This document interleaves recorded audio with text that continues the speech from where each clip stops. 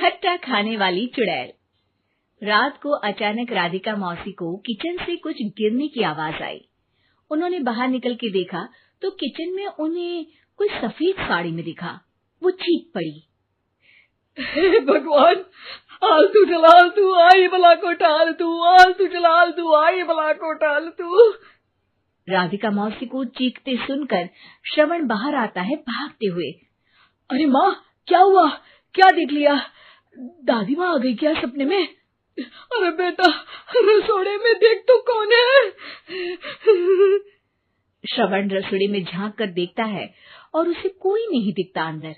अब रसोड़े में तो कोई नहीं है माँ। कोई सफेद साड़ी में नहीं है क्या? नहीं माँ, कोई भी नहीं है। चिल्लम चिल्ली की आवाज सुनकर काजल भी वहां आ जाती है। अब क्या हो गया माँ जी? अरे बेटा, रसोड़े में एक चुड़ैल थी सफेद साड़ी में। अरे क्या कर रही थी वो अंदर? अरे बताया नहीं, कल आएगी ना तो पूछ लूंगी। चुड़ैल जी, आपका क्या प्लान है? माँ जी, रात बहुत हो गई है, आपने कोई बुरा सपना देखा होगा, चलिए सो जाइए। राधिका मौसी सोने तो चली जाती है, पर उनको रात भर नींद ही नहीं आती। वो कुछ भी उलझुल बातें सोचने लगती है। कहीं चुड़ैल की वजह से तो घर में टेंशन नहीं हो रहा, कहीं उसी की वजह से तो वो दादी नहीं बन पा रही। सुबह जब राधिका मौसी रसोड़े में छानबीन करती है तो पाती है कि नींबू का अचार गायब है। चुड़ैल नींबू का अचार ले गई, मुझे तो ठीक नहीं लग रहा कुछ। चुड़ैल को भी पता है कि जिंदगी का असली मजा तो खट्टे में ही है। राधिका मौसी झट से श्रवण को फोन कर देती है। बेटा, मुझे समस्या समझ में आ गई है, हमें एक तांत्रिक की जरूरत है। अरे क्या बोल रही हो माँ, तांत्रिक की क्या जरूरत है? आप पूजा पाठ तो कर ही रही हो ना। आलतू जलालतू मंत्र सारे फालतू जैसे कुछ मंत्र पढ़ो, चली जाएगी अपने आप चुड़ैल। अरे नहीं बेटा, कभी चुड़ैल को कम नहीं समझते। अरे तुझे पता भी नहीं चलेगा कि कभी वो छल करके काजल की जगह घर की बहू खुद बन जाएगी। क्या माँ, कुछ भी बोल रही हो? कहाँ काजल और कहाँ चुड़ैल? वैसे एक बात बताओ, काजल को अगर गाने के लिए बोल देना तो चुड़ैल काजल की आवाज सुनकर घर तो क्या, धरती लोग छोड़कर चली जाएगी। तुम ना पढ़े लिखे बच्चे हर चीज को मजाक समझते हो। तुम रहने दो, मैं खुद ही तांत्रिक को बुला लेती हूँ। अच्छा सुन, शाम को इमली लेके आना। क्या है कि चटनी खाए बहुत दिन हो गए है ना? नहीं माँ, इमली तांत्रिक से ही मंगवा लो ना, आटा वगैरह भी उसी से पिसवा लेना। देखो मुझे काम करना है।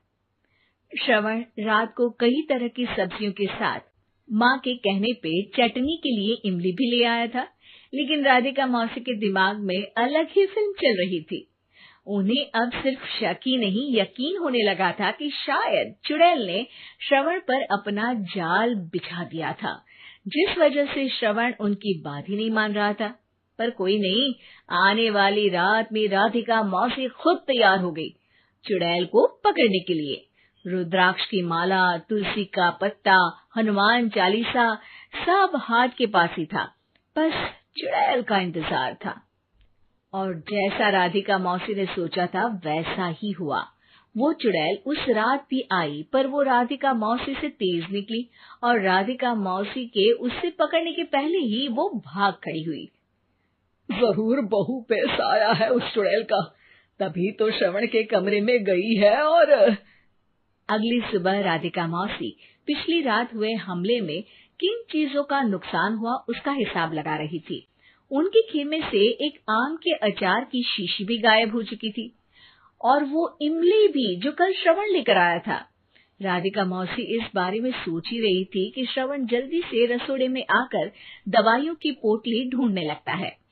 अरे बेटा, क्या हो गया? अब माँ, वो काजल की तबीयत खराब है, बहुत घबराहट हो रही है उसे। हे भगवान, मैंने पहले ही कहा था कि तांत्रिक को बुला लेते हैं, पर नहीं, अब देखो उस चुड़ैल ने काजल को अपने वश में करना शुरू भी कर दिया है। हालांकि श्रवण भूतों में विश्वास नहीं करता था, पर अब वो भी डर जाता है और राजी हो जाता है एक तांत्रिक को बुलाने के लिए। कुछ ही घंटों में तांत्रिक आ जाते हैं और राधिका मौसी तांत्रिक जी को सब बता देती है। घोर संकट, घनघोर संकट, चुड़ैल को मारू जोर चाकट, ओम भट स्वाहा खटखा के आहा। अरे ये क्या मंत्र है? मेरे खुद के ओरिजिनल मंत्र है, कल रात को ही लिखे हैं, अच्छे लगे तो दाद चाहूंगा। एक और मंत्र सुनो। अर्ज किया है आब्राकडाब्रा, दिल्ली बम्बई आगरा, चंदा मामा सोवरले सुरन मामू जारा। ये मंत्र है? अरे कोई 40 वालीसा पढ़ो ना। वक्त कम है, 40 नहीं पड़ेंगे, 20-25 में काम चलाना पड़ेगा। अलग निरंजन जाके लंदन, मुफ्त का मंजान घिस मेरे नंदन। अरे जल्दी करो तांत्रिक जी, जल्दी करो। तांत्रिक अपने उल झलूल मंत्र पढ़ने लगता है। श्रवण को तांत्रिक पे शक होता है। वो अपने एक डॉक्टर दोस्त को कॉल कर देता है ताकि कोई अनहोनी हो तो इमरजेंसी में चीजें मैनेज हो जाए। तांत्रिक धुनी रमाता है, जिसकी वजह से कमरे में काफी धुआं हो जाता है और जिसकी वजह से बहू की घबराहट बढ़ जाती है। अब भागेगी चुड़ैल। हाँ। बहू खांसते हुए धुएं से बचने के लिए बाहर चली जाती है। अरे भाग रही है, भाग रही है। पीछे पीछे श्रवण भी जाता है। बहू एक सोफे पर बैठ जाती है। तभी डॉक्टर दोस्त आ जाते हैं और श्रवण को पानी लाने के लिए कहते हैं। थोड़े चेकअप के बाद डॉक्टर कहते हैं, मेरे हिसाब से जाप का काम पूरा हो गया है। क्या मतलब? अरे कुछ भी नहीं माँ, कोई चुड़ैल नहीं है, खुशखबरी है, अब दादी बनने वाली है। मगर वो सब अचार के डब्बे। श्रवण दोनों अचार के डब्बे अपनी माँ को दिखाता है, जो कि उनके बिस्तर के नीचे छुपे हुए थे। आपने सही बोला था माँ, वो चुड़ैल काजल ही थी जो खट्टा खा रही थी।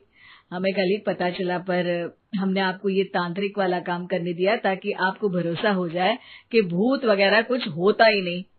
अच्छा अच्छा, ये तो बड़ी खुशी की बात है, पर बेटा मुझे एक झाड़ू तो ला दे। क्यों माँ? ये तांत्रिक का भूत उतारती हूँ मैं। अब तांत्रिक राधा मौसी के डर से घर से भाग निकलता है और राधा मौसी उसके पीछे भागती है। अरे संकट ये घनघोर है, तांत्रिक मुआ चोर है।